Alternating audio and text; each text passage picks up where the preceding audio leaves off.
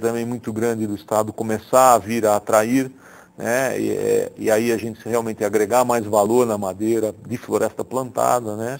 Que é importante diferenciar às vezes um pouco principalmente para quem está ouvindo falar pela primeira vez o assunto. Existem as florestas nativas, que são essas florestas, floresta amazônica que nós temos, né? Que deveriam ser preservadas. A tendência é ela de ser preservada pelas questões ambientais. Só que as nossas necessidades diárias, a gente quer ter casa, a gente quer ter os móveis na cozinha, ter o seu armário, quer ter carro, precisa do aço, a geladeira vai aço, a gente precisa produzir, a gente precisa ter isso como bem de consumo. E se a gente não puder tirar da natureza, como é o caso, para poder preservá-la, nós temos que produzir. E a floresta plantada entra nesse setor, nesse engajamento do ambiental, sendo alternativa. Né? O alimento nós fizemos isso, antigamente se caçava na pré-história, a gente caçava, não tem mais como caçar, hoje você produz. A madeira é a mesma coisa. Mas existe, na minha opinião, eu tenho visto alguns consumidores preocupados, inclusive, na procedência do móvel. De onde vem essa madeira? Isso. As pessoas não querem mais que se tire da mata nativa, né? A gente costuma dizer, quando você for comprar um móvel de floresta nativa, é importante você saber a procedência. Por isso existem hoje certificadoras que se certificam de que toda a cadeia de produção daquela madeira, ela vem de origem sustentável e ambientalmente correta e socialmente justa. Okay. Né?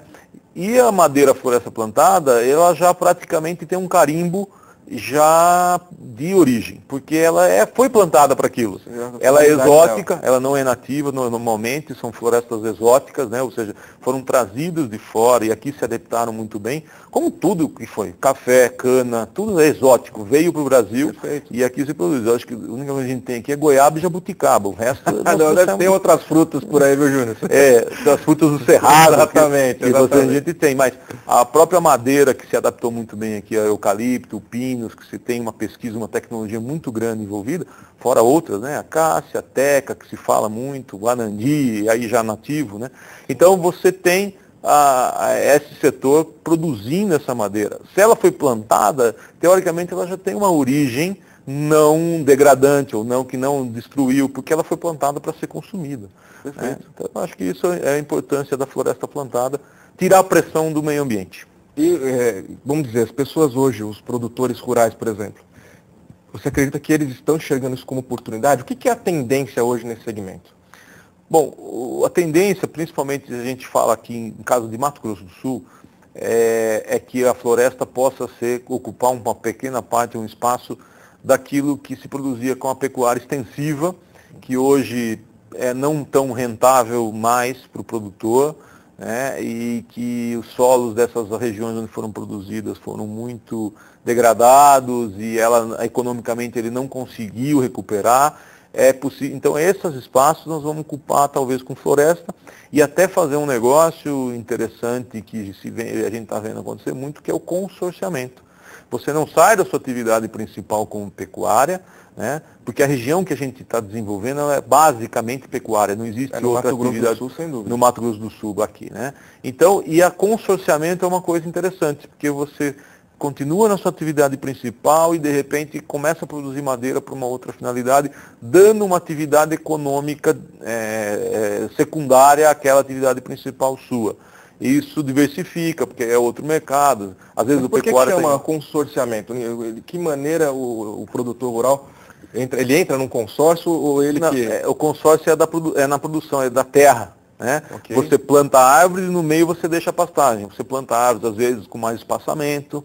Né? Então ele consegue conciliar a produção do gado e das árvores no mesmo pasto. No mesmo pasto, né?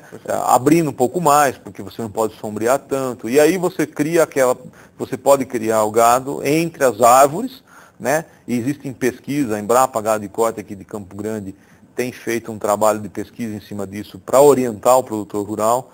Nós, na associação, também fizemos um convênio, assinamos agora, junto com a Secretaria de Produção do Estado e a Embrapa Floresta, para começar pesquisas a respeito do assunto também, para que o produtor rural, aquele pequeno, médio produtor que não tem acesso à informação, possa conseguir chegar a esse tipo de informação. Isso vai estar sendo falado lá no Ribas Florestal, quer dizer, quem puder ir lá vai ter informação mais detalhada desse assunto, que a gente às vezes não tem o tempo de discorrer sobre ele aqui.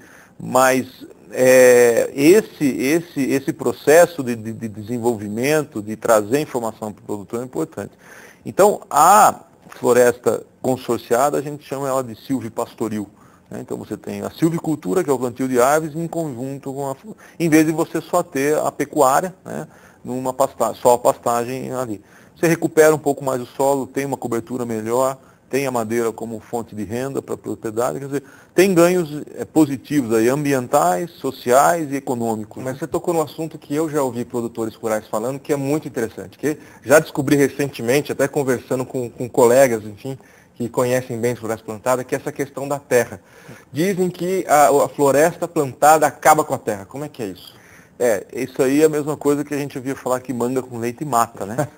Então, se você perguntar para um médico, falar assim, doutor, existe algum estudo científico que prove que se eu tomar a minha manga com leite mata? Não existe. Isso aí usavam-se os senhores lá na época dos escravos para que eles não usassem o leite, não comessem a manga, ou vice-versa, eu não sei como é que era a história. Mas o negócio da floresta é a mesma coisa. Existia um mito criado, mas que tecnicamente ou cientificamente nas escolas não existe. Isso provado cientificamente. Agora, para levar para o leigo, para levar para aquela pessoa que não é um técnico, que não vai buscar a informação científica, eu uso simplesmente, por exemplo, Ribas do Rio Pardo, como eu falei, teve um desenvolvimento do setor florestal da década de 70 e 80. Então nós temos mais de 30, 40 anos produzindo florestas de eucalipto naquela região. Eu não ouvi ninguém, não existe ambientalista ou alguém que possa contestar que algum rio secou, ou que alguém plantou lá, não pode mais fazer mais nada na terra. A minha empresa está há 35 anos trabalhando com florestas de eucalipto na mesma área. Se ele fosse tão agressivo, né, fosse tão violento, ou acabasse com tudo, não tinha mais nada ali, era um deserto hoje. Mas isso não é verdade.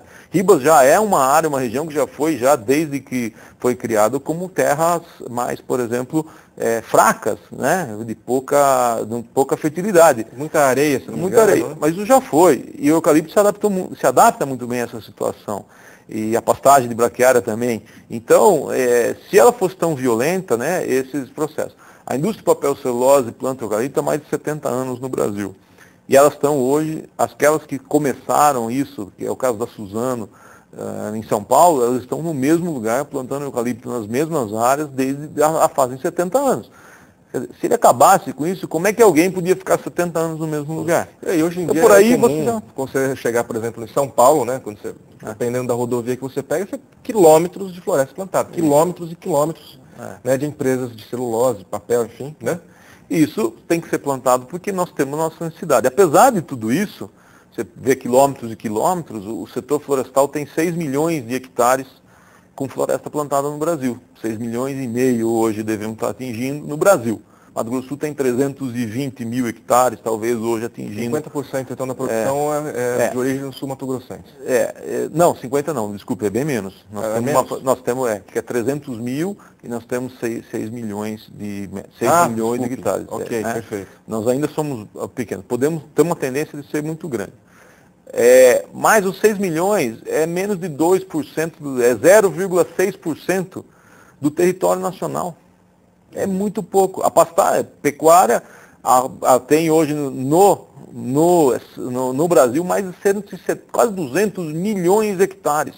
Nós estamos falando de 6 milhões com floresta. E parece, aparentemente, que é um negócio, e não é.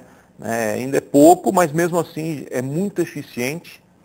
Hoje a tecnologia desenvolveu a floresta com uma eficiência enorme. Nós produzimos o dobro do que eu produzia no hectare há 30 anos atrás, quando iniciou-se. Hoje nós produzimos o dobro, com a mesma terra, com a mesma chuva. Isso é ecoeficiência.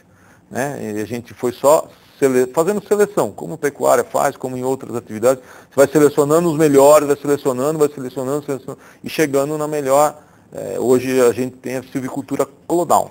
Então você chega nos melhores. Isso é uma ecoeficiência importante e a tecnologia traz isso para a gente. Então, no menor espaço, nós vamos produzir muito mais. Então, isso aí traz benefícios ambientais também e tira um pouco esse mito que o eucalipto o produtor tem esse receio dele estar investindo e tal. Não, ele pode ficar tranquilo. Se hoje uma pessoa tem interesse, né? Um produtor rural tem sua terra, de repente ele falou, quero investir